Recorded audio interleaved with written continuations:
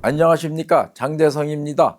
6월은 호국의 달입니다. 호국의 달을 맞이하여서 귀신 잡는 해병에 대해서 말씀드리고자 합니다. 귀신 잡는 해병의 실제 주인공이셨던 김성은 장군에 대해서 여러분과 얘기를 나누겠습니다. 귀신 잡는 해병은 1950년 8월 통영 상륙작전에서 탄생된 말입니다. 그 귀신 잡는 해병은 통영 상륙작전 때 지휘관이셨던 김성은 대대장께서 북한군을 완전히 격파시키고 통영을 확보했는데, 그때 미국 여 기자가 전투 장면을 취재를 하고 본국에 송고를 하는데 한국 해병은 귀신을 잡는 부대이다, 이렇게 원고를 보내서 그 기사가 전 세계에 퍼져서 한국 해병대는 귀신 잡는 해병대라고 칭하게 되었습니다. 6.25 때 그 김성은 해병 중령의 양력에 대해서 잠시 말씀드리겠습니다. 경남 창원에서 1924년 출생했고 2007년에 사망하셨습니다. 모친은 아주 독실한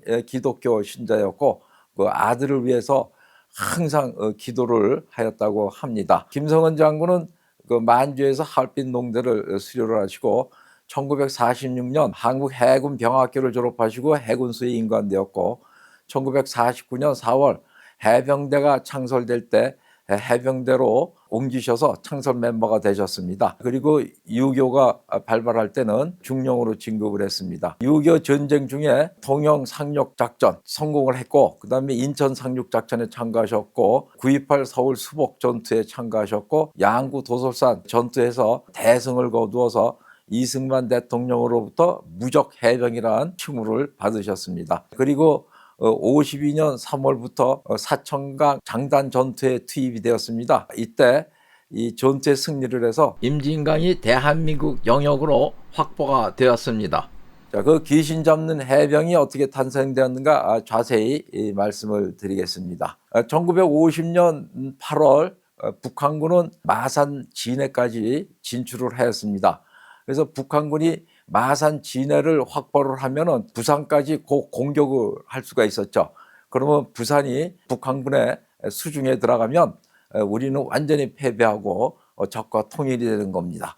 그래서 김성은 부대는 1950년 8월 마산 진동리에 투입돼 가지고 북한군 육사단과 전투를 하여 대파해서 마산 진해를 확보해 부산을 무사히 방어를 할 수가 있었습니다. 그리고 곧 뒤따라 1950년 8월 17일 북한군이 통영을 확보를 하고 부산을 공격하려고 하였습니다. 이때 한국군은 김성은 중령 대대를 통영 상륙을 시켜서 북한군과 싸우게 하였습니다.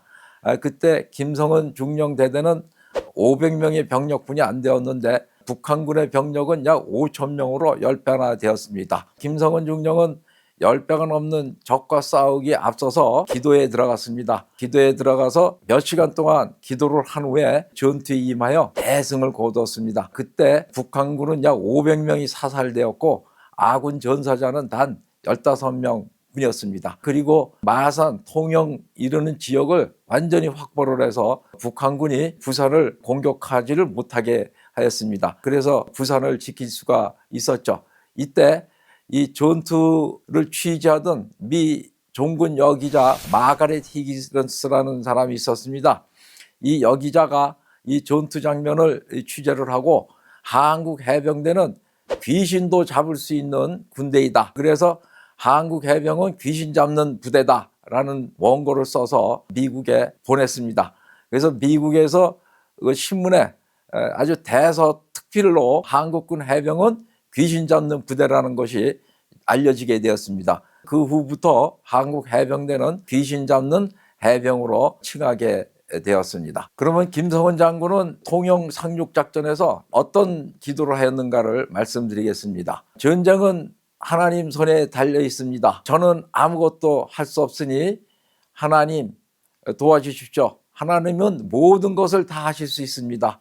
그러니 저는 하나님만 의지하고 전투에 나섭니다. 적은 골리앗과 같이 어마어마한 군대입니다. 저희 군대는 적의 10분의 1뿐이 안 됩니다.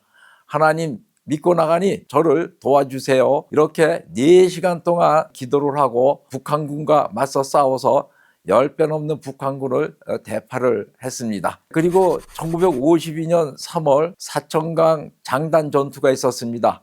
그때 김성은 장군은 대령으로 승진하여 해병 제1전투단 단장이었습니다. 그 해병 1전투단은 약 5천 명의 병력이었는데 당시 중공군은 약 4만 2천 명이 밀려 내려왔습니다.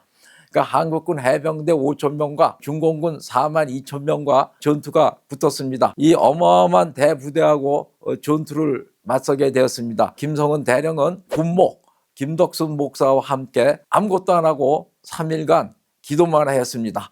그리고 하나님께 매달렸습니다. 이 전투에 승리를 하게 해달라고.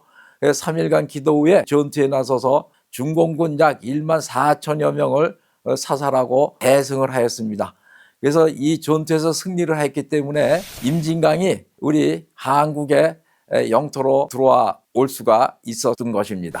김성은 대령은 장군으로 승진하고 1957년 해병 1사단장, 1959년 해병대 부사령관, 1960년 해병 중장으로 진급하고 해병대 사령관에 취임했습니다.